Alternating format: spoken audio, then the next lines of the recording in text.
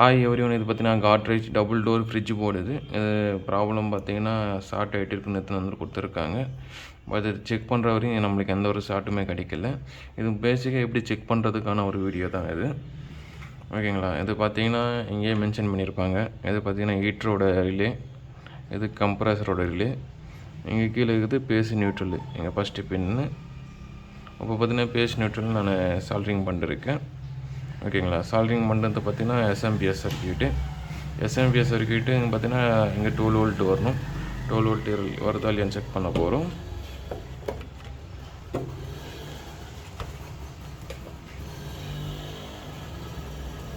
ஓகேங்களா? இது பார்த்தீங்கன்னா 12 வோல்ட் செக்ஷன். 12 வோல்ட் செக்ஷனுக்கு பார்த்தீங்கன்னா பிசி என்டிசின்னு போட்டிருப்பாங்க.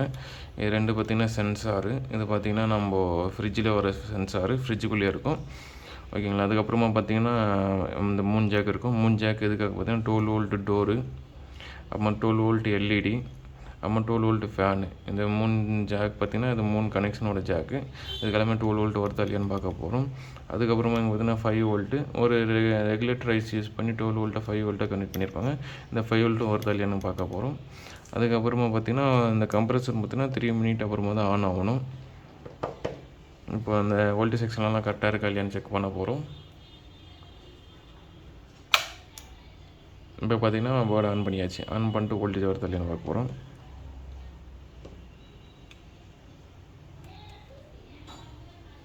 ஐசிக்கு பார்த்தீங்கன்னா 330 வோல்ட் வருது. ஓகே. அதுக்கப்புறமா எஸ்எம்பிஎஸ்லேருந்து அவுட்புட் 12 வோல்ட் வருதா? ஓகே, அவுட்புட் 12 வோல்ட்டும் வருது. அதுக்கப்புறம் பார்த்தீங்கன்னா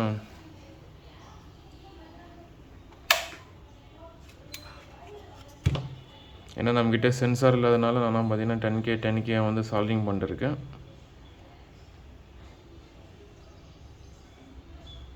தெரியுதுன்னு நினைக்கிறேன். 10K ரெசிஸ்டன்ஸ் சால்விங் பண்ணியிருக்கேன். அதே மாதிரி பார்த்தீங்கன்னா டோர் க்ளோஸ் பண்ணுறதுக்காக ஒரு டோர் ஷார்ட் பண்ணிட்டுருக்கேன். அப்போ தான் நம்மளுக்கு வந்து 12 வோல்ட் இந்த எல்இடிக்கு ஃபேனுக்கு அப்படி மூவிங் ஆகும். அப்போ டோர் க்ளோஸில் இருந்தால் மட்டும்தான் ஃபேன் ஆக்டிவேட் ஆகும். இல்லைன்னா டோர் ஓப்பன் இருந்துச்சுன்னா எல்இடிக்கு 12 வோல்ட் ஆக்டிவேட் ஆகும்.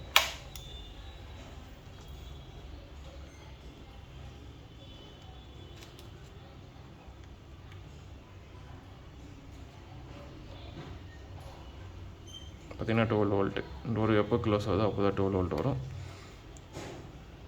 அதுக்கப்புறமா அப்படியே வந்து பார்த்திங்கன்னா நம்ம இங்கே ரெகுலேட்டர் ஐசி இருக்குது. 5 வோல்ட் அவுட்புட்டு, 7 வோல்ட் இன்புட்டு. இதுக்கு பார்த்திங்கன்னா இந்த எல்இடி எதுனா எரியலைன்னா அந்த பட்சத்தில் இந்த ட்ராக் போய்ட்டு இருக்கும். அதே மாதிரி ஃபேன் எதுனா எரியலைன்னா ரன் ஆகலைன்னா இந்த ட்ராக் போய்ட்டு இருக்கும். அது மாதிரி ஒன்று ஒரு கண்ட்ரோல் கொடுத்துருப்பாங்க. அது இந்த ரெண்டுத்தையும் கண்ட்ரோல் பண்ணுற பார்த்தா இந்த ஐசி தான். இப்போ பார்த்திங்கன்னா எங்கள் கம்ப்ரஸர் லைனுக்கு ஒரு ரிலேவும் ஹீட்டருக்கு ஒரு ரிலேவும் கொடுத்துருக்காங்க. சப்ளை வருதா இல்லையான்னு பார்க்க போகிறோம்.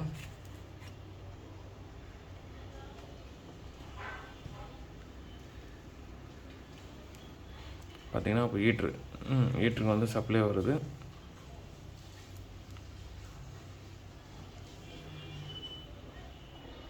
பட் இன்னும் வந்து கம்ப்ரஸர் ஆன் ஆகல. கம்ப்ரஸர் ஆன் ஆகிறதுக்கு 3 மினிட்ஸ் ஆகும்.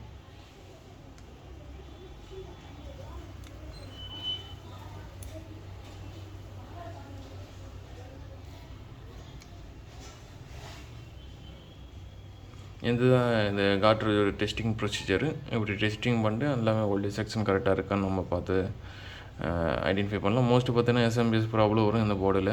இதில் பார்த்தீங்கன்னா எஸ்எம்பிஎஸ் எந்த ப்ராப்ளமும் இல்லை, எல்லாமே பக்காவாக இருக்குது. Thank you friends.